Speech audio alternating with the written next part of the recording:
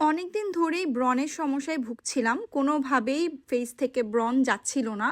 অনেক কিছু ট্রাই করেছিলাম। শেষমেশ ডাক্তারের কাছে গেলাম এবং ডাক্তারের সাজেশন মতো একটা ড্রিঙ্কস বানিয়ে এই ১ সপ্তাহ ধরে খাচ্ছি এবং আমার ব্রণের সমস্যা অলমোস্ট 60 থেকে 70% সমাধান হয়ে গেছে। তাই আজকে আপনাদেরকে সেই জুসটাই বানিয়ে দেখাচ্ছি, যেটা কিনা আমি ১ সপ্তাহ খেয়ে আমার স্কিন এবং হেয়ারের জন্য অনেক বেশি উপকার পেয়েছি। এবং তার জন্য আপনাদের লাগবে গাজর আর বিটরুট।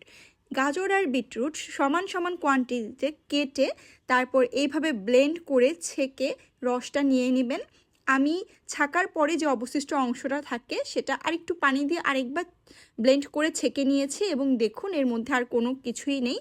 বিটরুট এবং গাজরে থাকে প্রচুর পরিমাণে অ্যান্টিঅক্সিডেন্ট এবং বিটা ক্যারোটিন, যেটা কিনা নিয়মিত আমরা যদি রেগুলার এই বিটরুটের জুসটা খেতে পারি তাহলে আমাদের স্কিন এবং হেয়ারের গেম কিন্তু চেঞ্জ হয়ে যাবে। স্কিনের বলি রেখা বা বয়সের ছাপ দূর হবে এবং আমার মতো যাদের ব্রণের সমস্যা আছে সেটা থেকেও কিন্তু আপনারা মুক্তি পেতে পারেন এবং চুল অনেক বেশি সফট সিল্কি হয়ে যায় এবং ভেতর থেকে আপনার রক্তটাকে পরিশুদ্ধ করে এবং আপনি অনেক বেটার ফিল করেন এবং আমাদের খাদ্য হজমেও সাহায্য করে।